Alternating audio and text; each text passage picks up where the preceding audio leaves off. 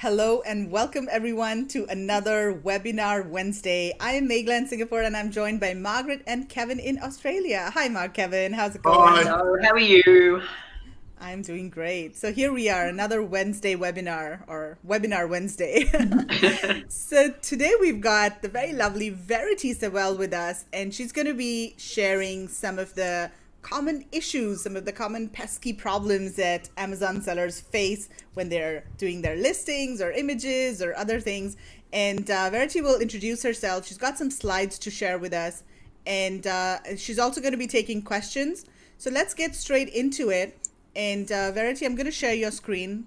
Let's go ahead and do the slides, and then we'll see if people have questions, and we'll take it from there. Okay, over to you, Verity. Fantastic. Well, hello everyone. It's lovely to meet you all. It's a bit strange always talking through a computer and not to an actual face, but I'm wanting to chat with everyone about, things that come up as common problems and all that. So we'll go through some of those common questions. And like Megla said, if you've got any questions, you can always reach out and ask because there are a million questions that come up with Amazon. There's always something new. So before I jump into it, I thought I'd sort of tell everyone a little bit about myself.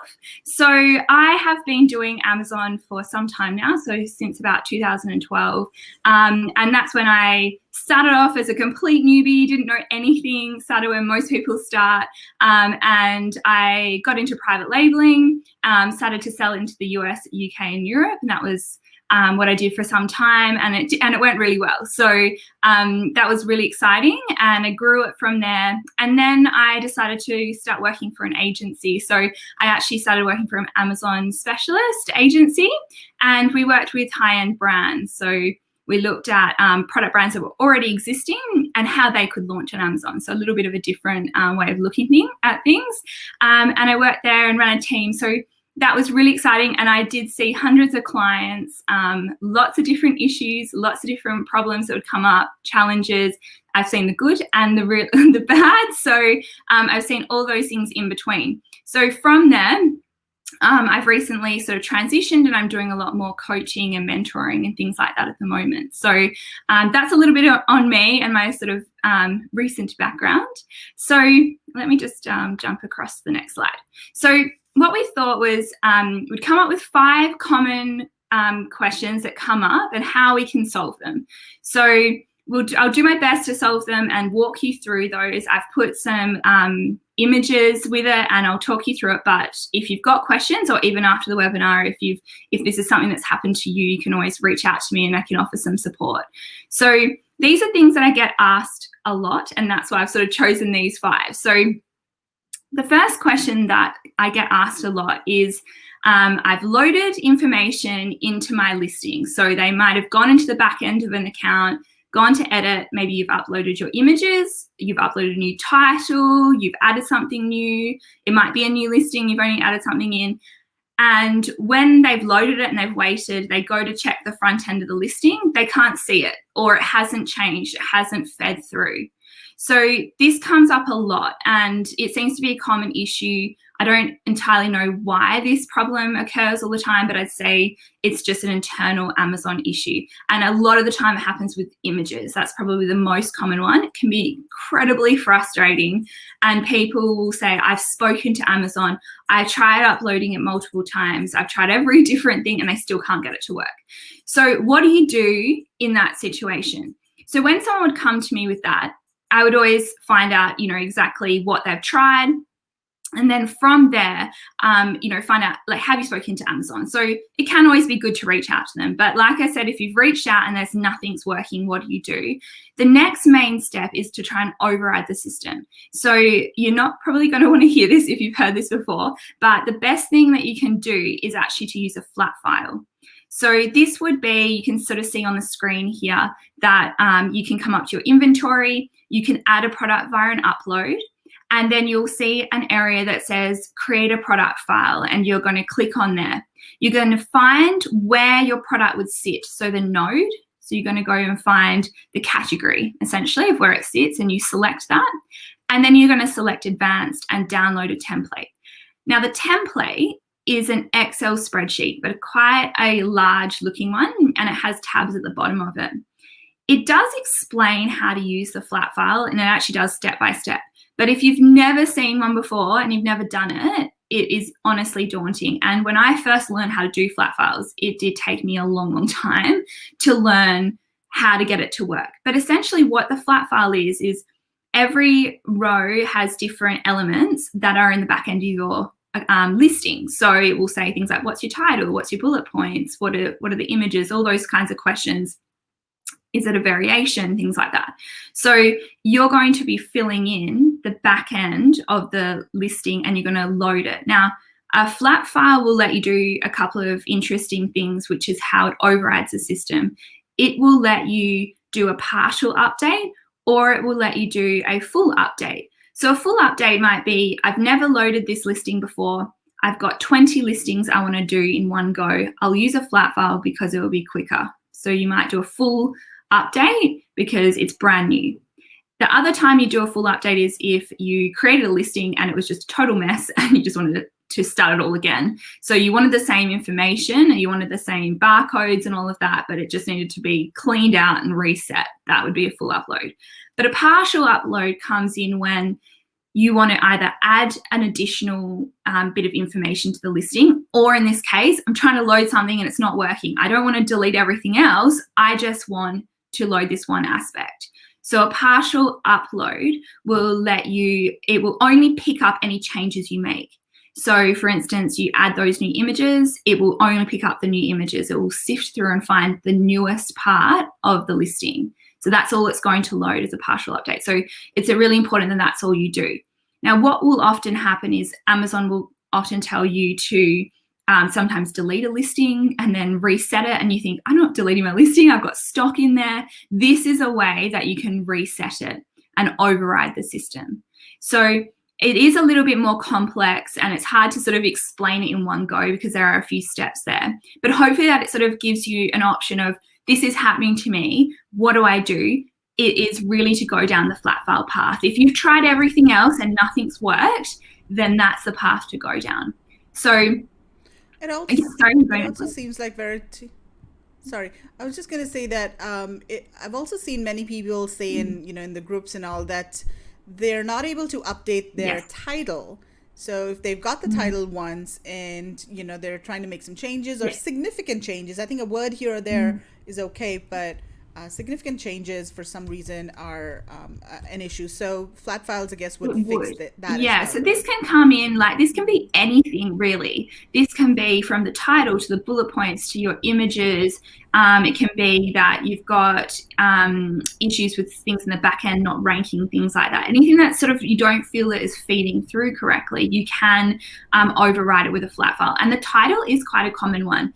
It's becoming sort of more common to see this happen, and I'm not sure what Amazon's doing about why they're sort of getting things to stick. I've even seen where a listing had been running for about 4 years, and then one day we went into the listing and it had reverted back to images that were loaded at the very beginning. I don't even know how the information was still in the system somewhere. It had been changed multiple times since, and the system changed it back, and then we could not override it. And so even by manually doing it, by editing the back end. So because we couldn't do that, this led us to override the system and load that information in. So completely, if you've got the issue of a title, go ahead and use this. So you can simply just change that one aspect and then load it up with a partial update, and then it will feed through to your system. So it's definitely a great way to do it. And if you've just literally pulling your hair out and you've tried everything, this is the way to go. It's flat files solve multiple problems, so it's definitely worth learning how to do them. So I'm not sure, Megla, if there's any questions on that at the moment. Otherwise, I'll jump to the next one. Yeah, no questions, but Mark Elliott. Yeah, I just got one that Verity and sort of Margot probably early on in the piece before with Brand Registry, we used to find when we used to make little changes, they wouldn't let us sort of update our title or our bullets, and we used to have to go and give them sort of certain information to make any little changes. We never went down the flat file route, but we did have to furnish information to them and it was a real pain in the backside to, very slow, until the end where I sort of had templates and I could just quickly, send the templates. But, in the beginning, it was a real sort of pain. They'll often say to you, can you provide proof of a change? And you think, why am I providing proof of a change to a title that I just kind of update? I'm not going to, just because it might not be the same as my website or something like that. Some people don't have a website to send them to. It can be really, really painful. And I guess this bypasses that. And a lot of people come to me and say, I've been dealing with this for months. It doesn't work, or it keeps flipping back.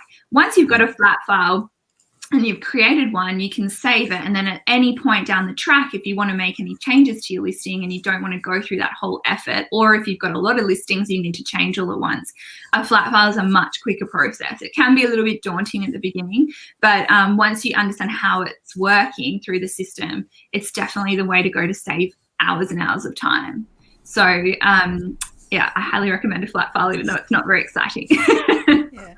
So we have one question, and I think you already addressed this, but someone is asking, can you change an image via flat files? Yes. So what you can do now, the thing with an image on a flat file is that it will say to you, can you put some text into the image little box, into that cell?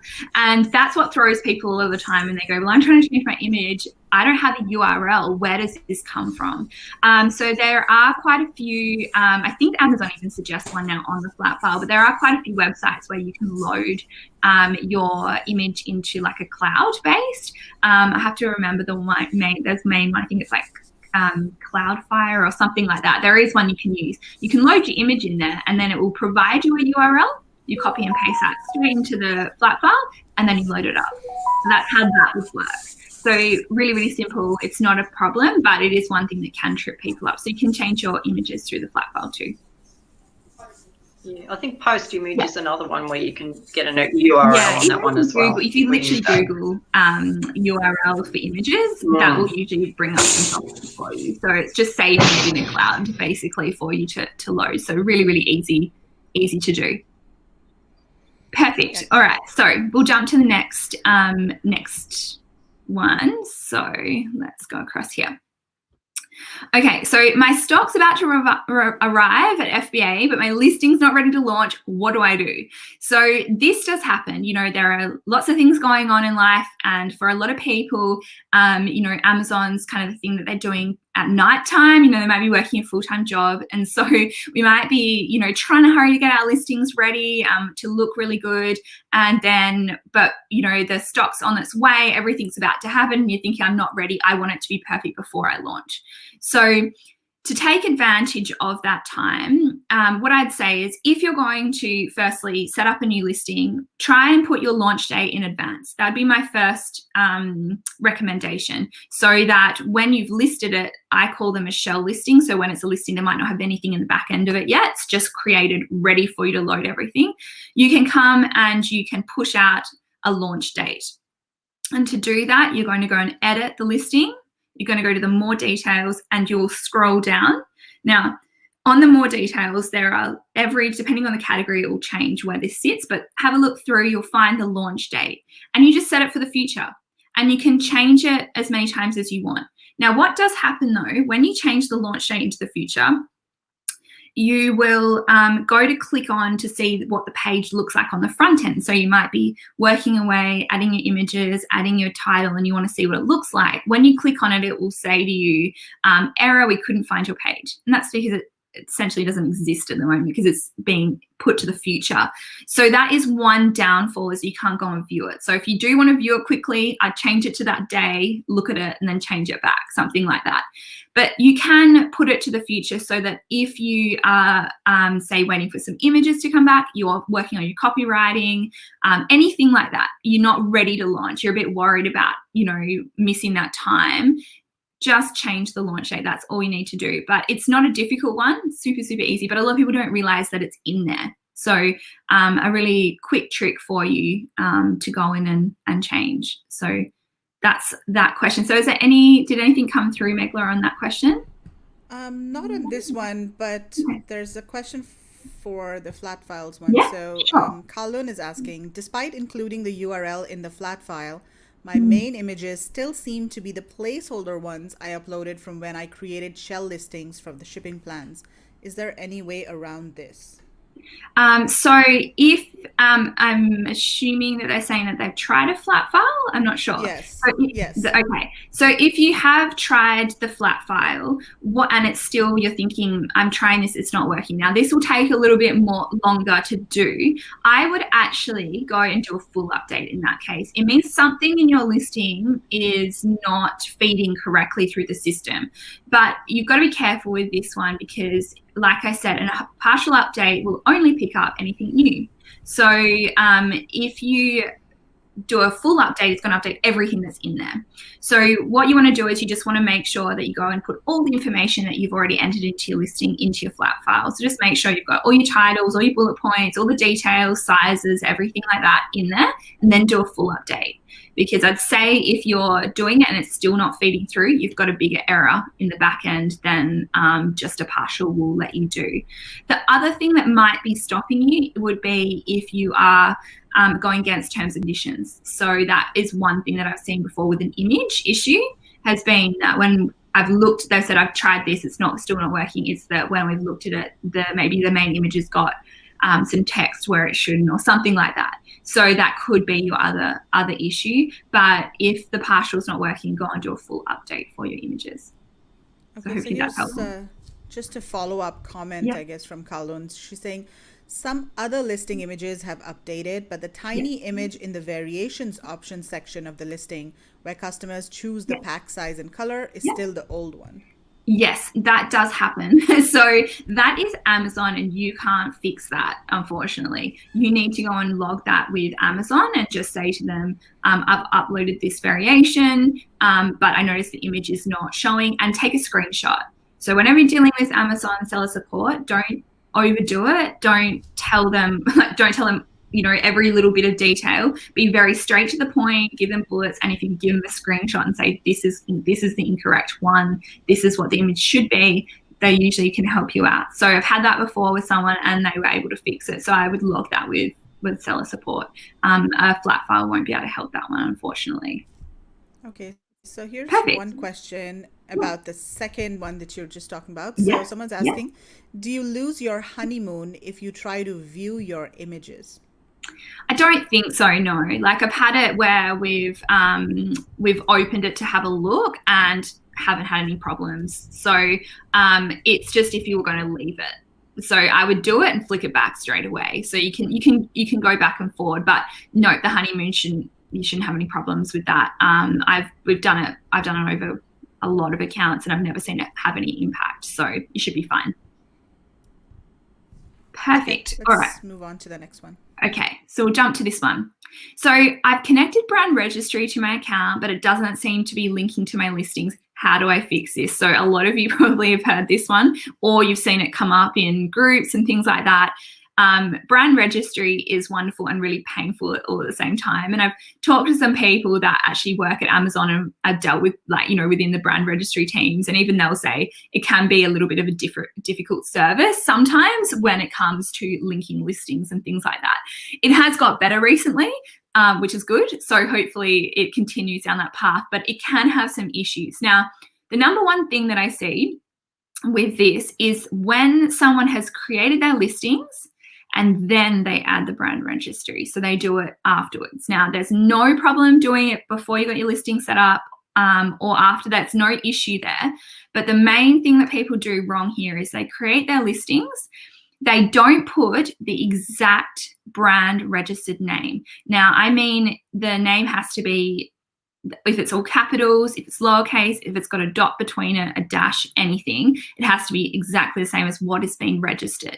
So if you haven't registered your account yet, you've set up your listings and you create, you put in the brand name and you just put it all in like lowercase, but your brand name is actually all in uppercase, which is what you're going to register. When you add your brand registry, it goes, oh, well, that listing's not part of brand registry because it doesn't match. It's not part of that.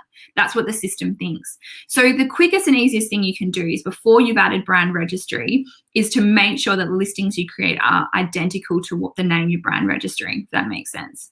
So make sure that's done, you save it, then you add the Brand Registry. Now, if you've done Brand Registry prior, just make sure when you actually add the listing that you create it and you make sure that the brand name matches as well. So that's the first part of it. Now, that's just one thing that I've seen that is very helpful and saves a lot of time. But then this issue can go further than this, where people say it's still not working. So the next step would be to say to you, go into the Brand Registry website. Now, if you're trying to say, I've already got Brand Registry set up, and you want to say, talk to the Brand Registry team and the support, they've made it a little bit difficult, but the easiest way to get there to that team would be to go to that URL link. You go to the bottom of the page and you go to sign into your account, and you actually see that little screenshot there and the arrow saying Brand Registry support, and you can click on that. So that's just a quick way to find it. Speak to them and say, my listings are not linking to Brand Registry. And you might know that that's happening. For instance, if you try to create a storefront, you try to connect your A+ and it's not working. So there are some ways to know if it's not connecting. So tell them that issue is happening. That's the first step. And if they come back and say, yep, we've resolved it, happy days, you can go forward. Now, if they come back to you, and a lot of you will have seen this message, come back and say to you, thank you very much for your message. You need to delete your listings and reload them. And most people at that point have a heart attack and think, what am I going to do? I'm definitely not going to delete my listings. I've got stock in there. How do I fix this? So I have definitely had this happen to me, where I just went, what am I going to do? I'm just going to have to bite the bullet and give it a go. So I've been there and I know what's going to happen. So you can delete your listing, and you can load it. And because you're adding it back with your barcode and your SKU, it will recognize that it is still in the system, even though you've actually deleted it. It will pick up everything as it did before. Now, you can't duplicate a listing because you end up with a different SKU, so you actually have to delete it. But I will save you the pain of having to press delete and all of that. And I will go back to the flat file again and say to you, this is where you can do a full update. So add everything into your flat file. So add all that detail in, all the title, everything as it is in your listing.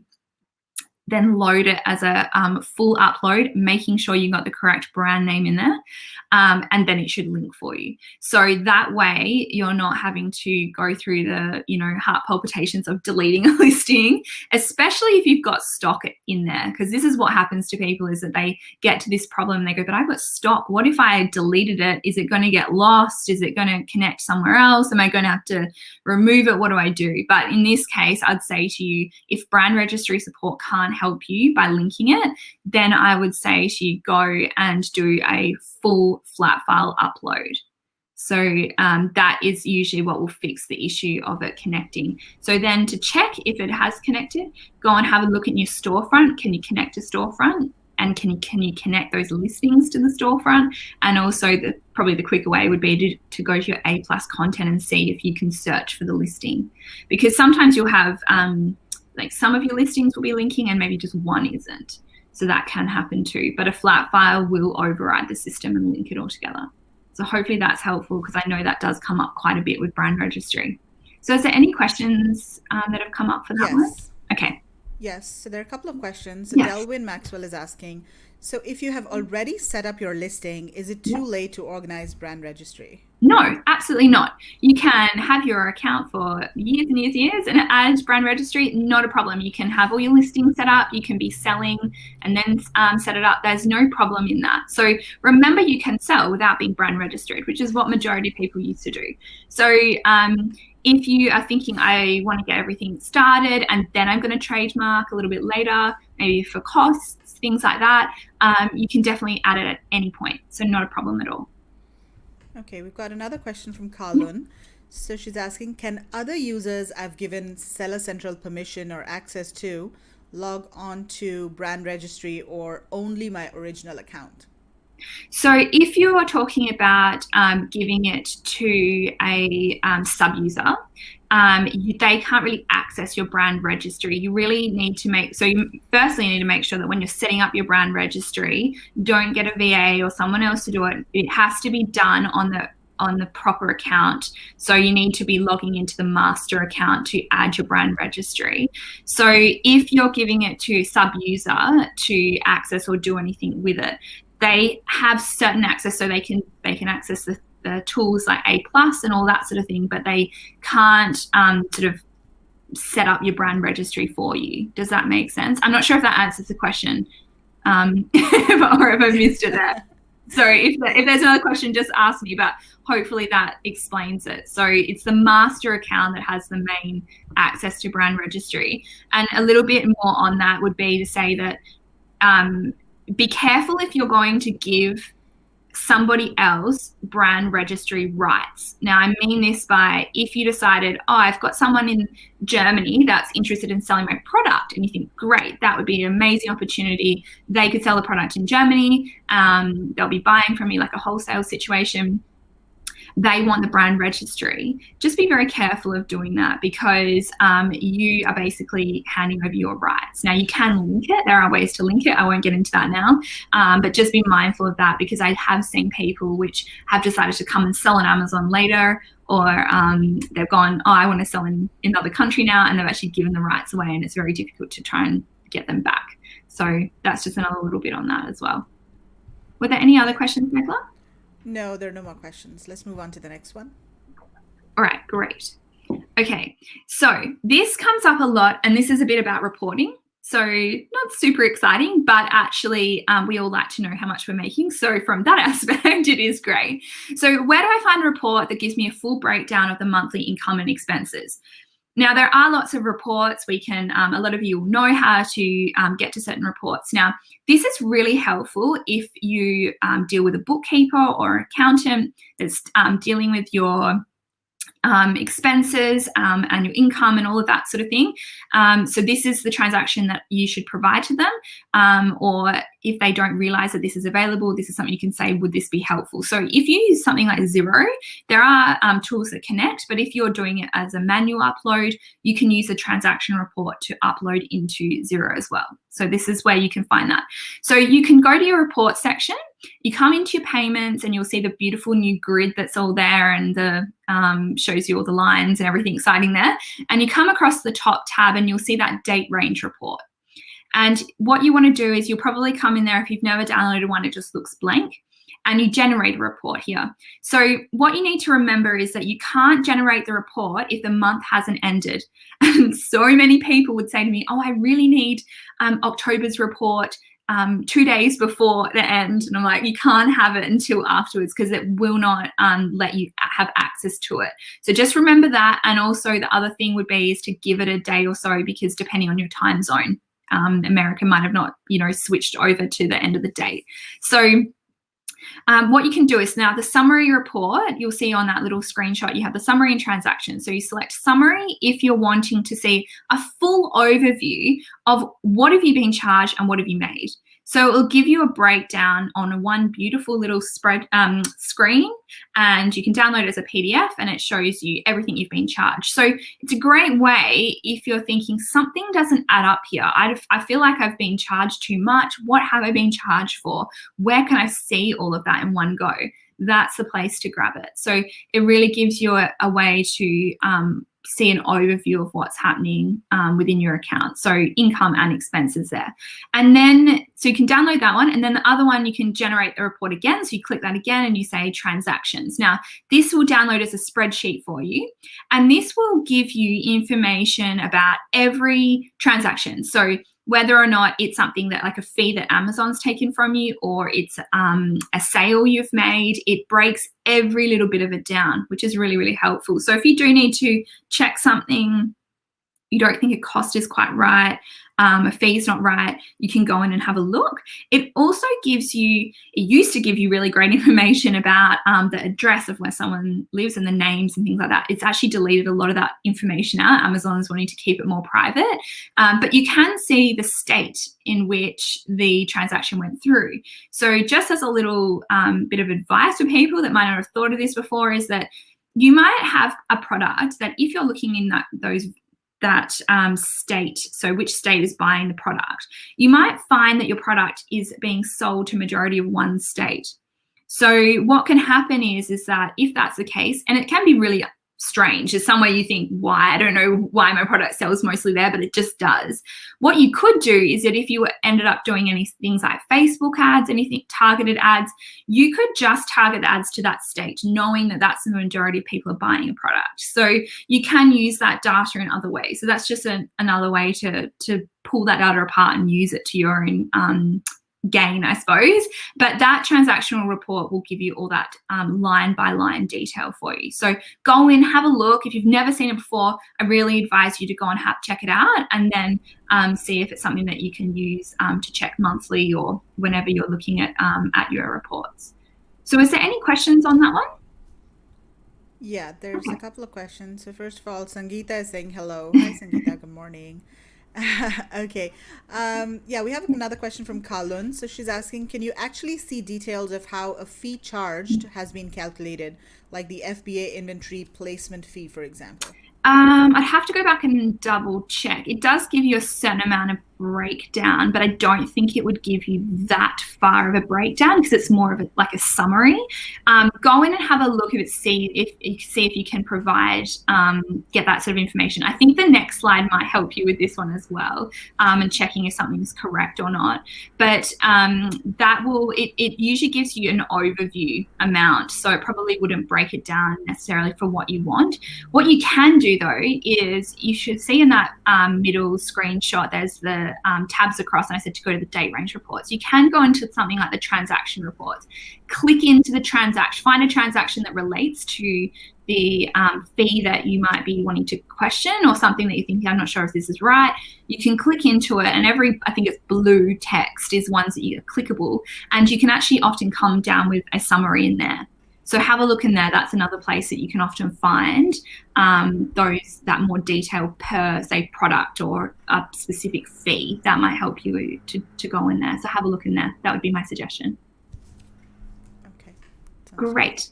Okay. Can I just say, Verity, perhaps what new people could do, and I still tend to do it most mornings, is I run a check of my Amazon business, what's been happening overnight. And if you do it on a daily basis, it's not as daunting, is to just go across the bottom of the seller screen, and you can go into payments, and you can just check every transaction that's gone on in the last day, and you can see some reimbursements or some refunds, or if you've been charged storage. And I think when you're learning, it's good to actually understand even the date that, the storage comes out on a set date, and your advertising will come out on a set date, just to keep track of your expenses. Because if you leave it go and, the middle of the next month you start looking, and then you realise that all these things are happening, I think it just makes you understand, because there's so many good reports in Amazon. You've just got to find your way around. I think there's just so many of them. You could spend all day looking at reports, really. But I think that's really good advice. Yeah, I think that's really good. And the other thing will happen is if you find something you think it's not correct, and that can happen. So remember that there can be mistakes that have been made, is that if you can find it and you jump on it straight away and say to Amazon, this transaction came through in the last 24 hours. I don't think it's correct. I would like to question it. Can you, check and look into this? They'll often give you a better response and actually fix it for you than if you come back to it months later. And sometimes we don't see those mistakes till months later. So like what Margaret says, jump across and have a look at what those payments were, what those expenses were. And if you want to see it line by line, go into that middle screenshot and go into the transaction review, and that will show you over the last 24 hours or further down exactly what's come out, and you can click through and look at those expenses. But I think it's a good idea to become familiar with them, and then you'll not see something and go, what is that? What is that for? You'll start to understand. And if you don't know what one is, either reach out to a group you might be part of, but otherwise just send a message to seller support and say, I want to know what this means. I've never seen this before. And that does happen. So hopefully that's that's helpful for everyone. So I'll jump across to the final one here. So my FBA fees don't seem to be correct, and how do I check that they are correct or not? So this does come up. Now, the first bit of advice, there are quite a few ways to do this, but the first thing I'd say to you would be to go into your listing and make sure you've got the correct information in your listing, the back end. So this is in the edit area. Usually this comes out when people have put in the wrong sort of weights and sizes and dimensions, all those sorts of things, that they're out. And so when they've looked at it, they've gone, this does not seem right to me. If you've already pre-calculated what you think it should be, and then you've loaded your listing and it's out by, a tiny amount, 1 cent or something, that's fine. But if it's out by a lot, it usually there's something that's not right. So I would firstly say to you, make sure the back end of your listing is correct. So go through and have a look and review it every now and then. So if you had listings running for a while, go and make sure that nothing's, moved or changed or, anything like that. It can alter it. So make sure your pricing is correct, all of those kinds of things. And then the next thing I'd say to you is, if it still doesn't look right, is that you should send a ticket to Amazon and actually ask them to go and measure the product in the warehouse. So some of you might not realize that they will do this for you. It is not the quickest process, but if you've logged the ticket and you've said that that's what you've requested to do, if down the track something comes up and you want to dispute a payment, you can say, well, I've actually spoken to Amazon. They were checking this, that it was correct or not. I've got the measurements here. That I'm wanting to check against. So you might, for instance, have been told my product is this weight and size dimensions, and perhaps when it's gone in, something's gone wrong, like they've taken the whole carton and put it in, or something's not, they've made a mistake there. If they come back to you and say, look, the box is actually this size and your thing was half that size, what's going on? They will actually take photos for you to have a look. So if then they send a photo back to you and you say, well, that's not my product, or that product should have been taken out of that box, it's actually inside that, or something like that, at least you can go back and you can either get it removed, you can fix that problem rather than pay these really, really high fees. So it is worth checking if you think something's incorrect. And then the other thing would be, like, if you've got your, you're getting the product produced, is to say to the manufacturer, I want all those dimensions, I want you to send me photos, I want it all written down. So you've got to just save it on your computer somewhere, so that if this app does come up, you can then quickly go back and say, well, what was it? I want to double check that I have got the right dimensions, because this doesn't seem right. And if Amazon come back and they dispute it and they say, no, this is correct, and you think, no, I'm sure you're wrong, the next thing to do would be to actually remove one of the items back to a warehouse and ask them to measure it. Now, that's a little bit of an extreme situation, but if you've got a lot of stock sitting at Amazon, so let's say you've got 500 units and it's all charging you a little bit more, it all adds up. So there's some of the things to check, and if Amazon, you still don't think they're right, is to do that removal order. But usually it's sitting in the back end of your listing, something's not quite right. So that's just something to be, I think, aware of, and to come in, even if you've been selling for a while, make sure it is correct. So hopefully that's helpful as well. And yeah, look, I think too with that, Verity, sometimes Amazon do a remeasure, and if you're not checking it periodically that your fee is the same, yes. And especially if you've got something that's 17.5 inches and all of a sudden they go 18.1 inches, yeah. You can be paying an extra $5. Well, if you're not onto those things all the time, so I think maybe there should be like little checklists that you sort of have in your mind, are my fees, because you get to recognise how much you should get. So that product should be giving me back, $32 every time I have a sale or something. And all of a sudden, if it's down to 28 or something, well, you go, why? So I think, once you get used to going in and checking your transaction listing all the time, you just become familiar. If you've only got 2 or 3 products, you soon know exactly what your net should be coming back. And it's a quick way of checking, because I've had a couple of people who they've remeasured them and had an argument, and they get back, like a month's fees or something, and it's quite a lot of money. So long term, it could be half your profit going down the drain. It's definitely worth looking at, and like what Margaret said of them remeasuring, that does happen. So, even note down on, like, keep it in a spreadsheet and say, this is what it should be. This was the date that I checked. This is what it was.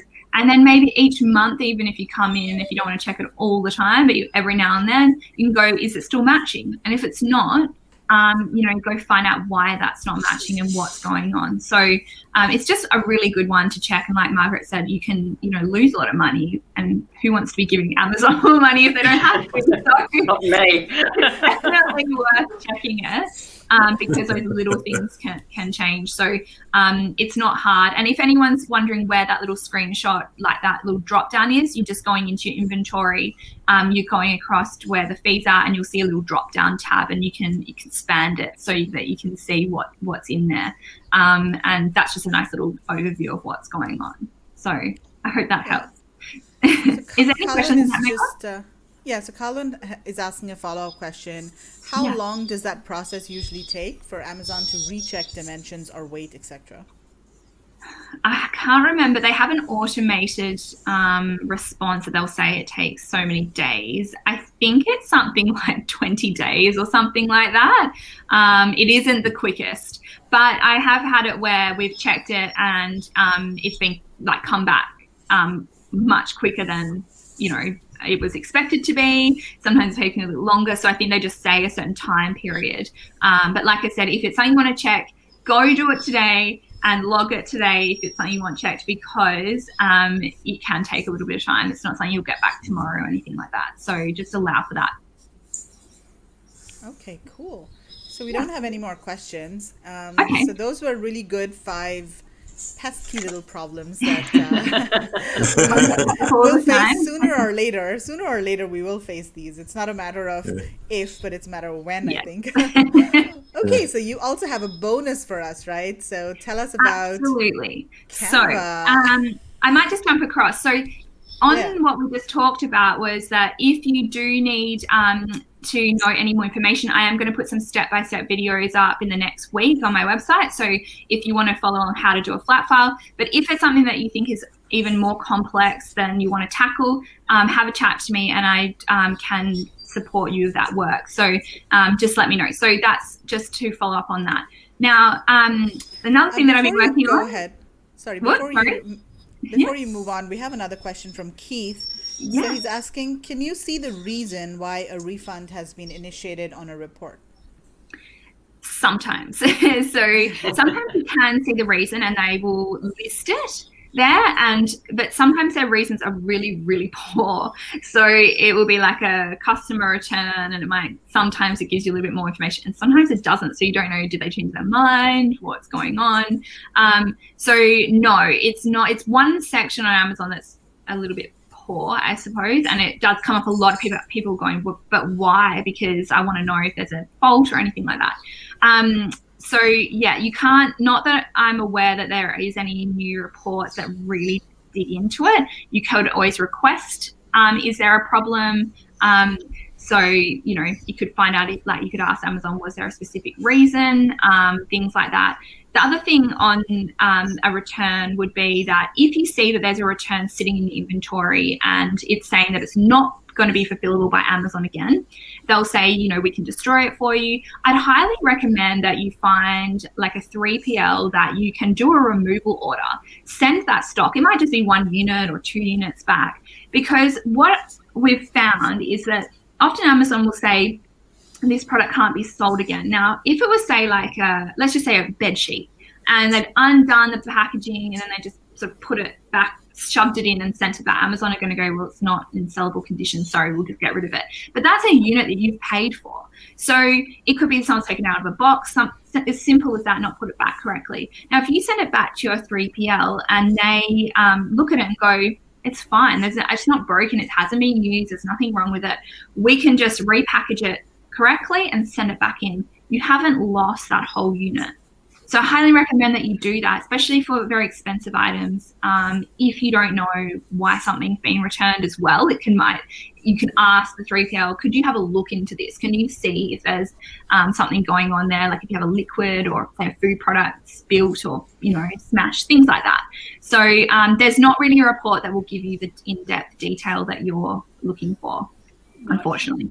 Maybe if Keith might not know what the returns report is, just under orders, I don't know whether he's even gone that far. I mean, that gives you, well, it gives you whatever the customer decides that they didn't want it, or that it's defective, whether it's defective or not, because all they have to do is tick a drop-down box, I believe, and they can tell you anything they like. You can get that. You don't know if it's true. And I was writing back to each person saying, can you tell me what the issue was, why it's not what you expected or whatever? But I think I had probably 2 replies out of, hundreds of people over the years I've written back to. So it's probably, you still don't get the truth from them. But that report is there just under, if you go across to orders, tab down to returns, take it with a grain of salt, because, a lot of times they'll even turn around and say, it arrived late, so I don't want it.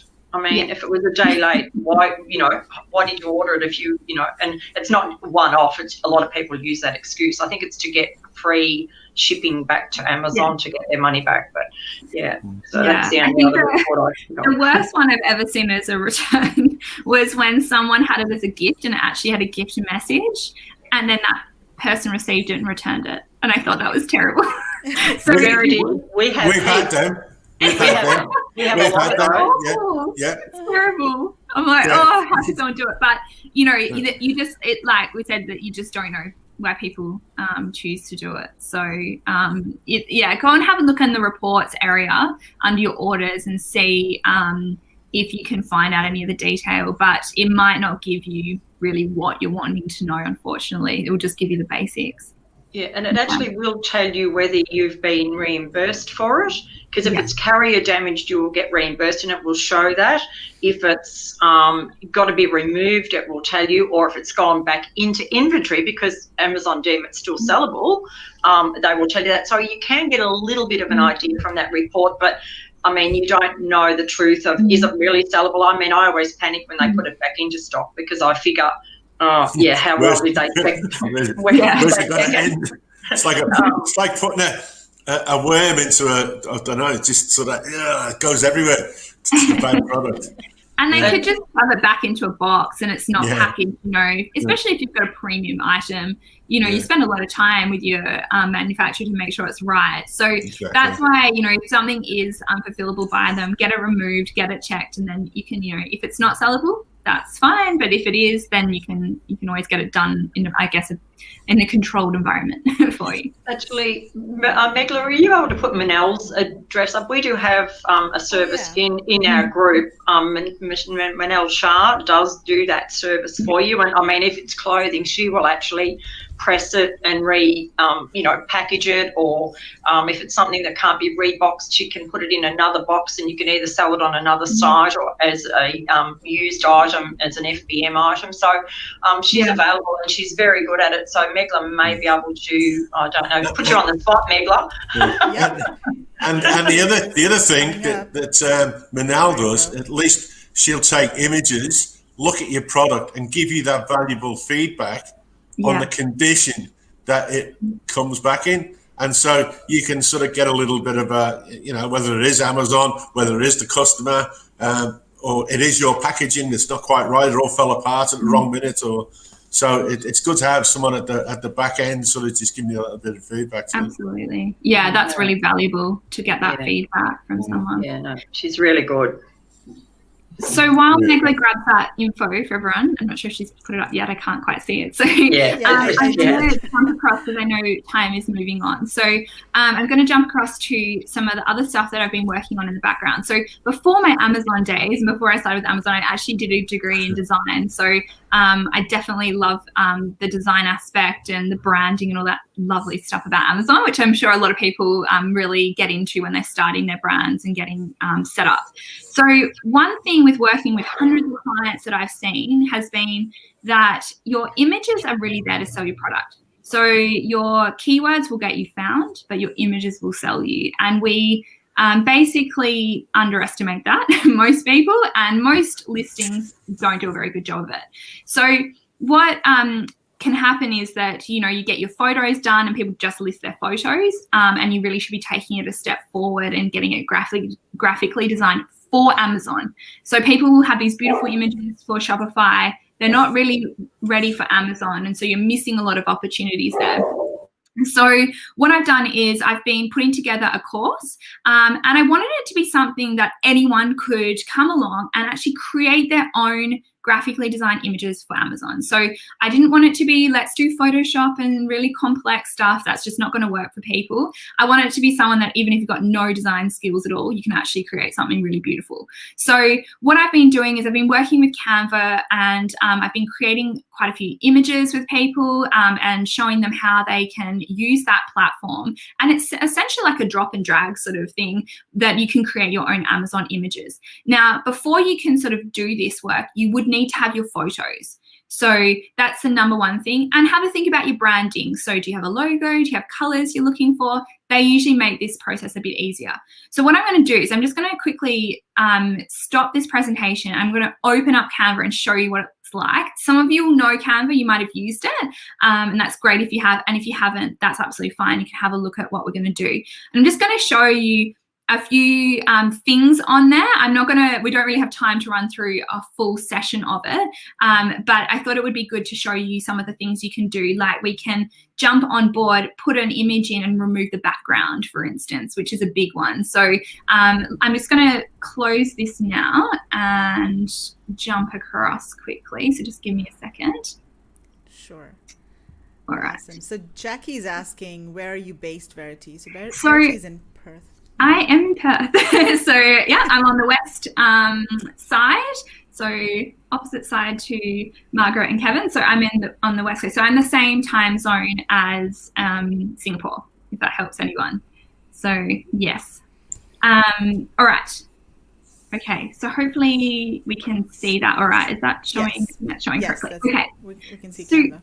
Welcome to Canva. Now, if you haven't done it and you like design, get on board. Canva's great, and it's a little bit of one of those things. A little bit if you've experienced Pinterest, you start and then suddenly you get sucked in and hours go past and you realize you're still working on it. So Canva is really taken off because people can come on here and graphically design things for social media. You can see there's things for like logos, creating Instagram posts, like it's just endless. And what they've done is they've templated everything. So they've put it together and given suggestions of what you can what kinds of things you can design. So to get you thinking about this, now we're going to look at like designing your main Amazon images, but think about, do I want to put in inside my packaging a little, postcard thing that explains it, how to use your product, instruction manual. Think about, is a little note that you want to leave to people. Do you want to do your A+ content? Do you want to design your storefront using it? So what this is going to do is you're going to get the tools that you can then create the images, download them, and upload them into Amazon. So that's what we're going to have a look at. So what we're going to do here is I'm going to run through we're going to do 2 sort of slides and show you what this would look like. So when you come in, you can create an account for free.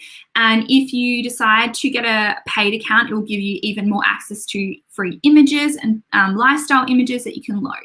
So let's have a look. So what we do is we come into create a design and we would choose custom size. So this would allow you to put in some sizing that matches what Amazon's requirements are. So let's just choose that one. So I just put in some Amazon square images and that's what we're going to see. So it might be a little bit slow, but see how we go. So what's going to come up is it's pick this size.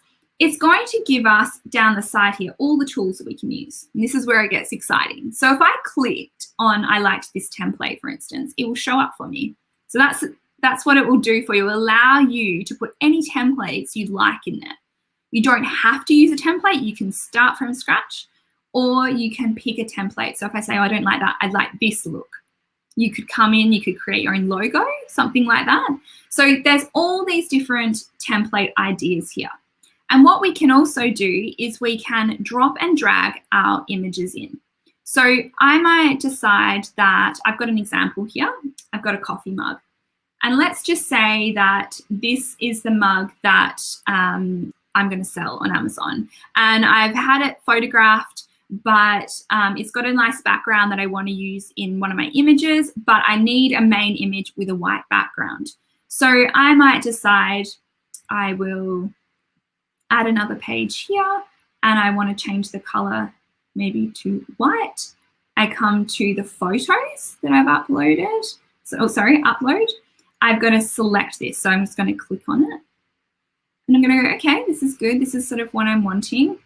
And I might make the size. You can change the size. And I might say, okay, I'm going to crop it down because I don't want any of this background for my main image. How tight can I get this? I always like to crop something when I'm going to remove a background to try and get rid of as much as possible that might be around it. So it just makes the process a little bit easier, but you don't even have to do that. You could just leave it as it is. So we'll crop it down. I can come to effects and I can remove the background. So that's all I have to do is just click remove the background. We'll give it a minute. Now, sometimes if you have an image that's it's got too much white behind or something like that, it can be a problem, but it does a really amazing job at creating an image with no background. It's probably my most favorite feature. And you can then say, okay, this is perfect. I'm wanting this as my main image. So make sure you've got an image that's got good size. So like I've just gone and found this image for this example, but make sure, if you've got a photographer, they might have taken, it might be slightly gray behind it, something like that. This is a great tool to come and remove that. So suddenly you've got your main image that you can work from. And then think about how you want to position it. You might go, actually, this would be better on an angle. It might grab people's attention. I might be saying, okay, well, actually, this is a pack of 4. So we might come in here and go like this, copy it, paste it. Oh, sorry, I think I've deleted my backgrounds again. Let's do that again. Remove background. We'll let it do its thing. And you might decide that you'll spread it out. So you might, we'll just get rid of that one. I don't know what happened there. Oh, but there we go. It's behind it. So we might say, okay, well, this is a pack of 4. I'll just keep moving these to position them. So you can play around with this as much as you want. Whoops, I think it's just got lost behind there. You can play around and sit it as wherever you want. So that's just some examples of how you can come along and just within a couple of minutes produce something for your main image. So that's always a great idea, getting you started. Now, the next part would be to say, okay, well, I want to create something that is ready for Amazon, and I want it to be, I want to have my branding on there, all that sort of thing. So what I'd suggest is you can come to things like, there's all these different templates and elements we can use. So you can find little infographics that we can drop on. So we'll do that in a minute. We might decide, okay, I need a background image. Let's choose something like, let's see what we've got here. We're doing a coffee mug. Okay, we'll make this my background image. So we expand it all and we think, okay, that looks great. Or I might want to flip it to be the other way. So we do that. Then we might go, well, if I start to put my coffee mug on there, it might look a bit strange with it being so bright. Maybe I'll just make it a little bit transparent so that I can see my words better or something like that on it. Just let it sit behind. So we might decide to do that. We then might come up and go, okay, well, I want my coffee mug in the image. So let me come up here. I'll copy that and then come down to this tile. We go, okay, let's just make that a little bit bigger. So it's a feature or something like that. I'll put that in there. And you start to build it out. So it's just slowly layering all these ideas of what you could do. So you might say, okay, I would like to make a banner at the bottom, for instance. So I'll move that down there, move this across. And you think, okay, well, I don't really like that color. It will actually pick up the colors that are in some of your images. So you can see the background, it's gone, okay, these could be some colors that could work for you. So we might say, I like that color, or I'm going to go for a darker one. You think, yep, that looks great, but you don't want it sitting in front of the mug because it doesn't look quite right. So click back out. So we'll just come in here and we'll select position and we'll go backwards so that our mug sits on top. We go, okay, that looks great. Like, we're starting to see how we can build it up. Then you might decide, okay, I'm wanting to make the most of my images and tell people about this product, because what people do is that they put all this information in their text and then they just put these nice images up and they say like they just left the image like this. You wouldn't, but if you did, it goes, okay, that's nice, but it's not telling me anything else. It's just a nice sort of positioning of a picture. So what you might decide is I'm going to put some really simple bullet points. So you decide, okay, I'm going to come in, I'm going to choose the size and the fonts here. So you might say, I'm doing this super quick. It's probably not my best design skills, but this is just to give you a bit of an overview of what you can do on here. So we might decide, okay, we'll come and put some bullet points in here. So we might say here,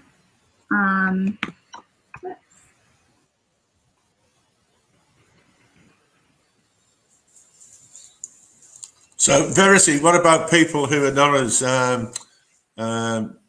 you know, sort of good at as designing as you are? Yeah. You know, don't have the sort of flair for. Yeah, exactly. And this know. does happen. So what we can do with that? So let's just say we can put some text over here and we're starting to build out. So we're seeing what's kind of happening here. We're getting the gist of what's happening here. But say you decide, okay, I don't even know where to start. Like, I don't even know, do I do a background? You know, we don't even know where to go. Yeah. So what we can do is we can see that there's all these different things like that. So we can come find photos. Something we can do, I think it's under this one. Let's just double check. So, oh, sorry, I need to be on the template. So we come to templates. Let's put in the theme. Let's just have a look and see what template ideas are going to come up. And this will save you a ton of time. And it will also give you some ideas of, okay, I could lay that out and maybe I want that to be on every image. So you want your images to be consistent. If you're going to create one, you want them basically either to flow with color or the same style. And this could give that to you. So you might have a look down and you think, okay, I really love this one. I like that I can get an image in there. I like that it has a banner. I like the fonts. You can come and change any of this. So you can delete it. You can add your own photo over the top. So we could come in and say, okay, I actually want this photo instead. And that's all we do. We just literally dragged it and dropped it. And then you go, oh, I don't really like that color. I'm going to make it this color. So you can come and find the styles and you can start to then say, okay, well, I want a little infographic about a coffee cup. And I'll make it, my branding's pink. So I'll put the coffee cup in there and I have little infographics down the bottom here to say, you know, what the product does, for instance, and you're finding them under all these little elements. So you can come back and go, okay, I think I like that. Is that the one that I want? Come back and try another one. So you can see down here, there are literally hundreds and hundreds of themes. And that is just by me looking up that theme. So you might have to be a bit creative if you've got a product that you think it's not really themed, it's a little bit different, I might not find anything for it. Think of keywords around it and have a search. You might think, okay, I really love this with these shapes. I'm going to go for I'm going to have like 2 images that have that, and the rest of them are going to be an image that's like this. So when you flick through, they all look consistent. So it's really, really easy to get somebody else to design, basically, and you can come and add your product in and come out with something that looks amazing. I'm sure we can all look at these and go, wow, this looks really good. If I saw this, it looks so pro. That's what you can do with Canva. And that's the whole purpose of this, is if you're not a designer, that you can come along and create something. We all know that to pay a designer, there's a few things. It can be very expensive. We can often struggle if we're not actually a designer ourselves to explain what we want. And that's one of the biggest pain points I've come across with design, working with agencies with designers, is that clients find it often quite hard to explain it. And so this would allow you to do it yourself. You can change it as many times as you want to produce something that you want, that's actually going to come out with the branding that you're happy with, and you can play around with it. It's really good fun to play around with. It's not hard, like I've just shown you. There's lots of ideas and tools you can use. There's a lot of drop and drag that you can create. So what I've been doing is I've been putting a course together I've obviously just quickly run through some ideas with you, but I put a course together that is going to launch soon. So if you're interested, and this is something that you'd really like to do, you'd like to create your own images, you would like to be able to use it for your A+, your storefront, your main images, then it's a great tool to come and learn how to do it, and it will walk you through all those little step-by-step details to get you to create your own set of images. And I talked to Margaret the other day saying that you know, for a lot of people, it's about adding some more images in. You might already have great images, but you just want to add something. You want to test something. You might go, oh, I just want to add one more element to my A+ content. And you don't want to go through that whole process, and this would allow you to jump in and do that. So I just saw a question pop up. Is the background removal only available for Canva Pro? Yes. So the removal part is part of Pro, and it will let you also, Pro will give you the access to all the photos. So any of the photos that might be paid ones, you get access to everything. It's only, I think, about $12 a month, but I think you can get, I think there's like a 30-day free trial, if I'm right. So you could always jump on there, have a go.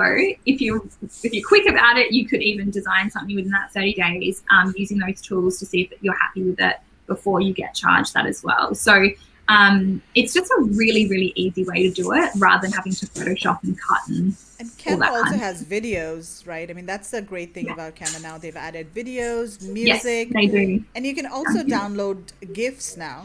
So I was seeing somewhere that... Right. I mean, you can actually use GIFs in your Amazon listing on your A+ content, and you could actually, create or download GIFs from Canva. So I think that's another thing that people should start exploring now, right? Kevin? Absolutely. I can see it. I can see a workshop growing from this, Magla. Yeah, totally. But it is one of these things that's really good fun. Like Megla just said, there's all these tools that have recently come out. Like Canva's just got bigger and bigger and better and better. So there are some really cool things that you can do. You can come in, and even for someone, if you're listening to this and you think, I don't even have a logo, I haven't even got that far in my business, you can come onto here and create your own logo, you know, something like that. So it's a great tool to be able to like expand all that to digital assets that you're looking to create. So yeah, and it's good fun while you do it. So yes. So I hopefully that's kind of given people a little bit of an overview of what's going on. But if you are interested in doing the course and that's something that you want to look into further, I've just put a link onto my website, and you can put your email in so that I know that you're interested. And once we launch it, I'll reach out when we're getting started. So if that's something that you want to know more about, either fill it in there or you can reach out to me on email. Do you want to show the slide with your website again? And then I'll also display it here. So, and I'll also display your email address real quick. Absolutely. Okay, so so you can jump across to me on here, and I'll just jump on there. Whoops. Oh, and straight back up. Here we go. That was better. So you can find my website over there. And you can also reach out to me in email. Either way is absolutely fine. So if you've got any questions or you just want to say, look, I'm interested, I don't want to fill anything in, just flip me through an email and you can find me there. So I'm sure that you probably hear things pop up about the course coming up in the group.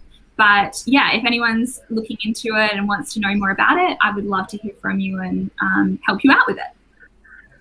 Yeah, that was fantastic. That was fantastic. Verity. Yeah, I think a lot of people do get stuck in those painful areas, and absolutely. You can look at the area and you get so frustrated. You do the wrong thing, and like you said before, you know, you do a partial upload, or you do a full upload, or do you just blow the computer up?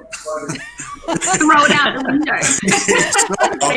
Because your head's not in the right space and you're trying to work through things. And it's Amazon, the interface with Amazon is not very logical, is it? Oh, absolutely. Like, things just don't make sense. And No, it's very hard to explain that to people. And honestly, the thing that I have seen so many issues pop up over the years, and things change, and there are common things that come up, but there often things don't make sense, but there is always a way to get through it. And I think that's the thing to remember. And if you are willing to persist, so I know that some people say, I've been dealing with this for a few months, I do not want to do this any further. But if you are persistent and you continually contact Amazon if you've got problems, they will tend to help you out. So it is, if you're willing to be that person that keeps going back, you will usually get the answer. So but if anyone does have those kinds of issues that come up, please reach out to me. I do coaching, and I do just general support, things like that. So just let me know, send me an email, and I can definitely see if I can help you. And if I can't, I'll be the first to tell you that as well. I'm very honest about what sort of happens on Amazon. So if that's something, or you want some more advice on your Amazon business, where you're at or where you're starting from, just let me know, and we can go from there. Yeah, no, look, I think Verity's so experienced, and she's got, so much knowledge behind her, guys. And my pet hate is flat files. Like, poor Verity, everyone who contacts me and says, I've got a problem, I go, that's Verity. Oh, no, just flick her over. So, yeah, she's need to do a course on flat files. I was at the golf club the other day, and there was a guy at another table who was talking about flat files, and I said, I know this girl in WA. Her name's Verity. But it is one of those things. It's not very exciting, but it is a very valuable tool, and will solve a lot of problems for people. So you can't actually really do a lot wrong with a flat file. That's what I say to people. The thing that you'll do wrong is that it just won't load for you, and then it will tell you why it's not loading, and you might spend quite a long time going back and forward. But it does solve a range of problems, which you probably heard about during the webinar. So yeah, hopefully that's some good advice for you. I think we need to start doing some masterminds for all the people with all these tips and tricks, because Verity's done 5. I reckon we could probably come up with 500, Verity, at least. I think their list would be endless. If we asked people what their problems were, we would definitely hear a lot more. So yeah, I think that's a really good idea, Mark. So let's ask people here. So we've got a few people watching. So guys, let us know in the comments, would you like a mastermind, where we just get together every week, maybe once a week or twice a week, and just address people's problems and questions. And these are the pesky little things, I think. Of course we'd also cover sourcing related issues and any other thing that you need help with. But do you think that might be helpful to some of you? If you do think this might be helpful, just type in yes in the comments. Let's see how many people would actually find this useful, because we don't want to start a mastermind and have no one join. It's just Mark, Kevin, and I in the mastermind. Well, we know everything, don't we? No, but I've heard so many good reports back from, Verity, from Tim's boot camp that you did, that people have learnt so much. And I think until you sort of put it out there and offer something to people, that they'll just struggle on their own. And if you haven't done a course in particular, it's the hardest part. Yes. Okay, Esty, yeah. It is one of those things that for a lot of people, it literally stops them going forward in their business. Like, they will just put everything down and not go any further. So, it's definitely worth reaching out to people if you can get that support and help. And, no one knows it all. Like, that's the thing to remember. So to get all together and you learn from each other is a really a great asset to have. That's great. Yeah. Awesome. So it looks like a few people said yes. Okay, so I guess Mark, Kev, we need to put our heads together and make something out. Yeah, no, but I think we could find something, and people could even post us questions that they want to, topics that they want to cover, because we can think of topics. Because I don't know, Verity would be like me. I get people nearly every day message me with some issue, or how do I do this? How do I do my shipping plan? So, but some things are probably more important than others, or a lot of people have got to a point where they've just given up because it just, but can't go on. But ladies, you could also do some workshops, in different things. People are looking for value, I think, and on this journey, people sort of are on their own, and they sort of go so far, and then they can't get over the hump. if you sort of, you know, help them. And I think it's the easy things that people get confused with. Yeah, often it's easy things. Often, yeah, because they overthink things. I mean, I know people who come to Marg and they say, and she says to me, but they're just overthinking it. They've got the right answer, but they're just overthinking. Overthinking about it too much, and it sort of it stops them in the tracks, you know, because their mind won't let them think straight. I think a lot of people want confirmation from things as well. So they know the answer. Sure. But what they really want is for you to tell them that that's actually right. Or it's a good idea and things like that. We all like that. So I think to be in part of groups where you can look at things together and you can share those ideas, it's helpful for other people to know what's going on and, you know, get ideas.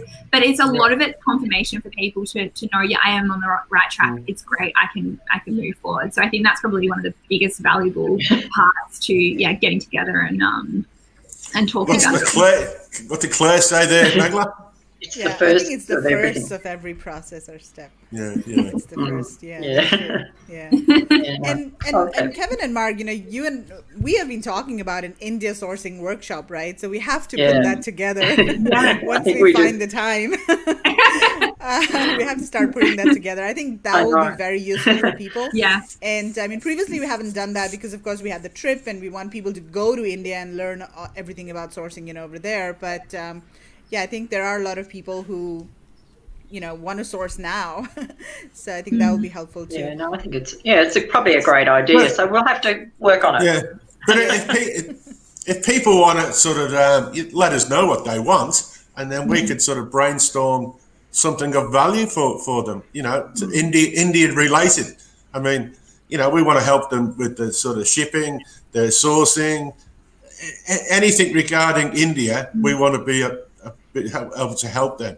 And so, you know, even sort of pictures, infographics, or different ways of doing images, ways of saving sort of money in consolidating freight, maybe. I don't know. The sky's the limit, but it's, you know, anything India, I guess. Megla, you'll never sleep. Another thing.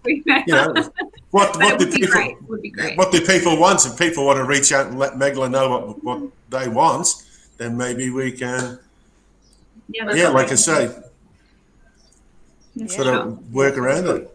Yeah, absolutely. Okay, so let's start wrapping up over here. So Verity, first of all, thank you so much for all of the great information. Very, very useful. It's been great. Pleasure. Absolute pleasure. So happy that we found you. Exactly, yeah. I see your biggest fan, Mark Elliott, was sort of praising you. Yes. So I worked with Mark. So anyone knows Mark Elliott. Fantastic guy. He is a wealth of knowledge if anyone needs some help there as well. So. I can't wait to have a beer with Mark. I think he'd be he's great. I can imagine. Yeah, such a lovely person. He's invited us for a pizza, but we can't go anywhere. Anyone knows Mark, he is an amazing pizza maker, has his own pizza oven. We've watched his videos of him making them. Yes, has videos on YouTube. He's brilliant. So, well, once we can escape, well, maybe New Zealand is going to be the new bubble. So maybe I know, that would be nice, wouldn't it? That would be great. We can have a conference in New Zealand. Fantastic. We'll all go on a trip. Yeah, Singapore is going to have a bubble with Australia, I think, very soon. So. Oh, good. Yeah. Oh, well. A few holidays coming up. I know. Singapore to Australia, Australia to New Zealand. That would be great. Awesome. Okay, also we want to remind everyone that Virtual India Sourcing Show is coming up next week, so October 30th to the 31st. And of course, the first day of this time is going to be held in the evening of Australia and Asia time. So that means our friends in the UK will be able to join us live, which is super, super exciting. We also have a really good company, Avask, sponsoring the show this time. So we're excited about having Melanie and some other people from Avask on the show. We're working on that. We're also doing a Diwali special this time. So Marg and Kevin. I found my sari. We're dancing. Kevin's going to dance. Diwali dance. I'm going to wear a sari, yes. We all have to vote just for that. Yeah, so on October 30th, we're going to do the Diwali special as well. And we're all going to be dressed up in nice Indian clothes and I'm going to be talking a little bit about Diwali and just tell you people why it's celebrated. It's the biggest festival in India. It's supposed to be, like the Christmas of India. So I'll be sharing a little bit about that. And yeah, we'll just have fun. We've got some amazing suppliers this time too. We've got an electronic supplier, another one that's actually doing OEM products. So they're doing, headphones and other things. So there are increasingly more electronic suppliers coming up in India, and we're really excited to see that. And who else do we have this time? So we've got. I keep forgetting. There's so many. I know. We do so many. I lose track of who's on which show. Well, we've got a special panel too. Oh, right. Yes, okay. Yes. So we've got a special panel of suppliers. So we've got a couple of suppliers who are going to come in, and they're going to talk about what mistakes buyers make. So they're going to, from a supplier's perspective, they're going to talk about how they vet suppliers and how they want you to negotiate and what are the best ways to negotiate with them. And, so that's going to be very interesting. We learn about how they think and what issues they have, right?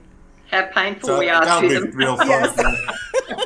And we've got a gentleman who's got the biggest showroom that me and Mark have ever seen. When we interviewed him, he showed us around his by phone. We were there for hours. It was like, and I'll just show you this, and I'll just show you that, and he was. Remember that our guy laying on the bed in showing us the blast? A sheesh. Don't remind me. Well, yeah, we've had some characters, but anyway, this you've got to wait. The stuff is fantastic, isn't it, mate? Beautiful, really beautiful stuff. Products. I'm trying to say to him, just show us a few. We haven't got all day. You've only got 30 minutes. Yeah, and he's so enthusiastic about coming on the show. I think the company name is CurioCraft, and he's like sending me messages every day and like, what do you want me to do? And when are you going to send a link? And can we have more information? And he's just so. Are we there yet? Is it time yet? Yeah. No, that would be good. And we also have RSJ Inspections that is one of the largest QC and inspection companies in India. And so they are a locally owned company, and we're super excited to be partnering with them and getting them on the show. They offer a really good, a wide coverage of India. So they cover a lot of different cities. I think much more than any of the other supplier QC companies that we've featured in the past. And they also are more competitively priced. So that's going to be good too. And the other thing, Megla, they're very, how can I say, high tech. Yeah, very high tech for their processes. Yeah. Their processes are very high tech, and you can actually for videos, and there's a sort of a bit of a interaction with when your stuff's getting live QC'd. You can actually sort of see or interact. So good new stuff.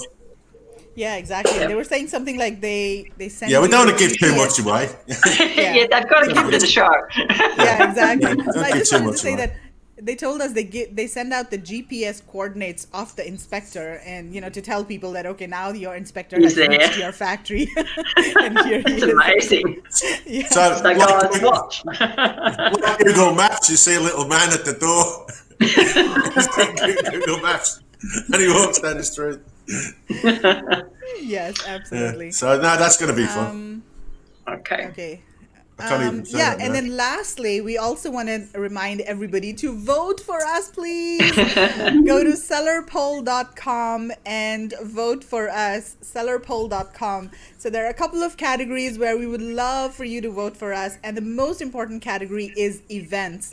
And vote for Virtual India Sourcing Show. We were number 2, and now we're down to, I think, number 4. So help us, guys. Come on. Virtual India Sourcing Show. And there are a couple of other categories. So Facebook group, if you can vote for Sourcing from India for the Facebook group. And then we've also got consultant. So you can vote for me or Margaret as a consultant. And what was the last category, Mark? So there were 4 categories that we're in. Oh, podcast. So the Asian That's right, Seller your podcast. But Yeah. most importantly, events. We're at number 4 and we can really get to number 1, especially because we are one of the most important, and we're doing this every month, right? I mean, a lot of the other events that are on there, they're just one-time events that are, done. So yes, so virtual India sourcing show. I want to see you number 1, Megla. I want to see us number 1. Yes. I want to see you number 1. It's your baby. Yeah, that'd be absolutely amazing. Yeah. So yes, guys, go to sellerpoll.com and please, please, please vote for us. We're begging you now. You told me he wasn't going to beg, Megla. I gave in. You gave in. Okay. Cool. All right, so let's wrap it up over here. Verity, thanks again, and we will definitely be seeing you around. Thanks so much. Yeah. All right. Fantastic. Thank you, Verity. Bye, Thank you. everyone. Thanks, Thanks, Bye, Vivian. everyone. Bye-bye.